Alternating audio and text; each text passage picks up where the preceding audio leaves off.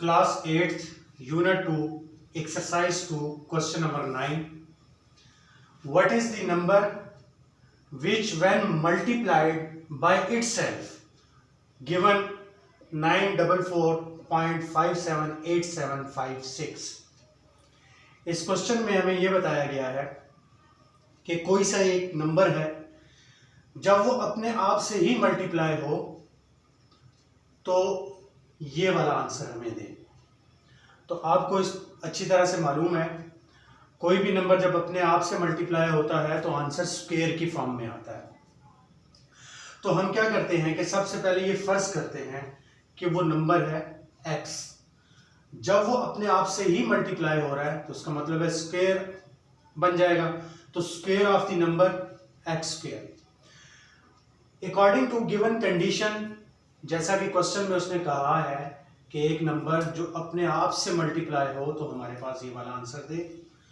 तो हमने क्या किया, x जो कि हमने फर्ज किया था उसको x से मल्टीप्लाई किया तो वो x स्क्वायर बन गया, और साथ में इज इक्वल टू वो जो आंसर आना था, प्रोडक्ट आना था, वो हमने लिख दिया।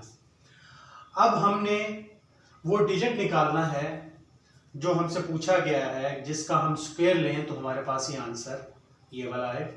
तो उसके लिए हमने क्या किया, हमने स्क्वायर रूट ले लिया दोनों तरफ। एक्स स्क्वायर के ऊपर जब स्क्वायर रूट आया तो स्क्वायर की वैल्यू और अंडर रूट की वैल्यू आपस में कैंसिल हो जाएगी, हमारे पास एक्स निकल के आ जाएगा जो कि हमने फाइंड करना है।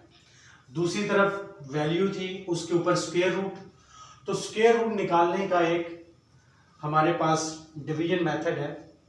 हम इससे पहले स्क्वायर रूट निकालते थे फैक्टराइजेशन से, अभी हम इस तरीके से निकालेंगे। ये तरीका भी आपको मैं समझाता हूँ। तो सबसे पहले स्टेप वाइज हमने करना क्या है कि हमने वो वैल्यू लिख देनी है।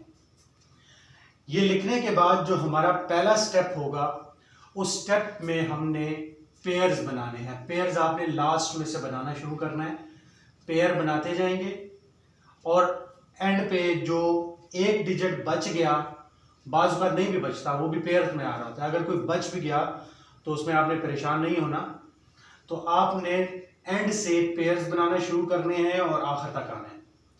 उसके बाद जो अगला स्टेप है, जो डिजिट आपको यहाँ पे नजर आ रहा है, लेट्स सपोज वो 9 नजर आ रहा है, तो हमने जो टेबल पढ़ना है डिवाइड करने के लिए, वो हमने सेम, चूंकि स्क्वायर का क्वेश्चन है तो स्क्वायर की फॉर्म में आपने इसको साथ साथ लेके चलना है।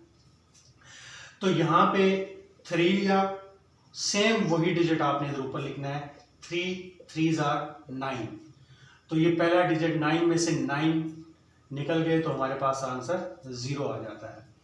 सेकंड स्टेप आपका क्या होना चाहिए, सेकंड स्टेप में जो आपने लेफ्ट साइड पे डिजिट लिखा था, सेम वो डिजिट आप उसमें प्लस कर देंगे, ऐड कर देंगे। जब आपने ये ऐड किया तो हमारे पास 3 + 3 6 आ गया। मैंने थोड़ा सा लेफ्ट पे शिफ्ट कर दिया क्योंकि डिवीजन में हम नीचे चलते जाएंगे तो यहाँ पे हमें स्पेस चाहिए। 3 और 3 6 हो गया। एक चीज आपने याद रखनी है कि जो काम आप इस तरफ करेंगे वही काम आपने ऊपर भी करना है। तो आगे चलते हैं जी, देखते हैं। अब हमें 9 वाला मसला तो हल हो गया। अगला पेयर हमारे पास 44 हुआ, उसको हमने नीचे उतार दिया। यहाँ पे नॉर्मल डिवीजन में जैसे करते हैं उसमें सिंगल उतरता है, यहाँ पे पेयर्स हैं तो पेयर्स नीचे उतरेंगे। ठीक है जी। अब क्या हुआ, 3 और 3 6 आ गए हमारे पास। अब हमने यहाँ पे अगर लेट्स सपोज, मैं ये आपको 0 लिखा हुआ दिखाई दे रहा है, अगर मैं यहाँ पे 1 लिखूं तो वो 1 मैं यहाँ पे लिखूंगा, ये तो हो जाएगा 61। जबकि मुझे वैल्यू कम चाहिए 44 से, या 44 चाहिए या 44 से कम चाहिए। इसका मतलब है यहाँ पे मैं 1 भी लिखूं तो मेरी लेफ्ट साइड बड़ी हो जाती है, तो मुझे जरूरत पड़ेगी 44 से अगले 2 डिजिट्स की। इन 2 को भी उतारूंगा नीचे। नॉर्मल डिवीजन में भी ऐसे होता है, जब आपकी ये वाली वैल्यू छोटी हो जाती है तो आपको जब दूसरे नंबर की जरूरत पड़ती है तो आप ऊपर एक एक्स्ट्रा 0 लगाते हैं, तब वो नीचे उतार सकते हैं। तो सेम मैंने भी ये किया। 44 चूंकि छोटा पड़ रहा था, मैंने 57 की मदद ली, तो इसके लिए मुझे ऊपर 0 लगाना पड़ा। तो मैंने आपको ये बताया था, जो काम आप इधर करेंगे वही काम आपने इधर करना है। तो ऊपर ये 0 लगा, 57 मुझे एक्स्ट्रा इसकी ज़रूरत थी तो मैंने यहाँ पे 0 लगा दिया, तो वही 0 मैंने यहाँ पे लगा दिया। तो मेरे पास अब वैल्यू है 4457। तो अब मैं नेक्स्ट डिजिट सेलेक्ट करूंगा टेबल पढ़ने के लिए, तो मैंने सेलेक्ट किया 7। जो 7 मैंने यहाँ पे सेलेक्ट किया था, ये वाला पॉइंट ऊपर शिफ्ट करने के बाद वही 7 मैंने आगे लगाया। आपने ऐसे पेयर्स में ही टेबल पढ़ने हैं। 7 को 6 से 4 से 5 से मल्टीप्लाई नहीं करना। सेम जो डिजिट आप यहाँ पे सिलेक्ट कर रहे हैं, जो आपको लग रहा है कि इस वैल्यू के करीब करीब पहुंचेगा या इस वैल्यू जितनी है, तो आप सेम उसी तरीके से वो डिजिट यहाँ पे लगाएंगे। मैंने यहाँ पे 7 लगाया, ऊपर भी 7 लगाया। इस 7 का 607 से मल्टीप्लिकेशन किया तो 49 आंसर आया।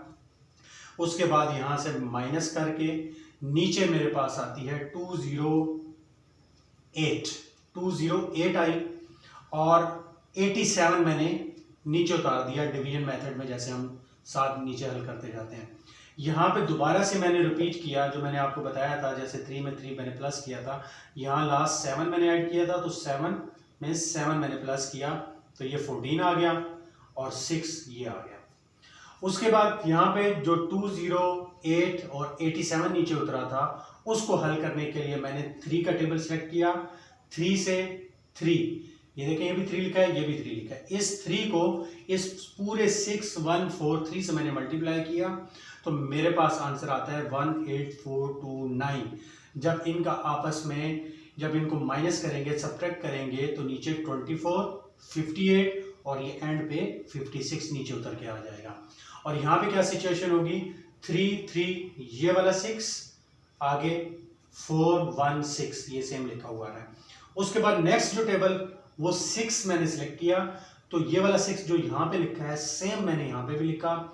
अब इस लास्ट वाले 6 से इस पूरी वैल्यू को मैंने मल्टीप्लाई किया तो 245856 कंप्लीटली इस क्वेश्चन को उसने हल कर लिया। तो मेरे पास स्क्वायर रूट में जो वैल्यू निकल के आई वो 330.736 थी।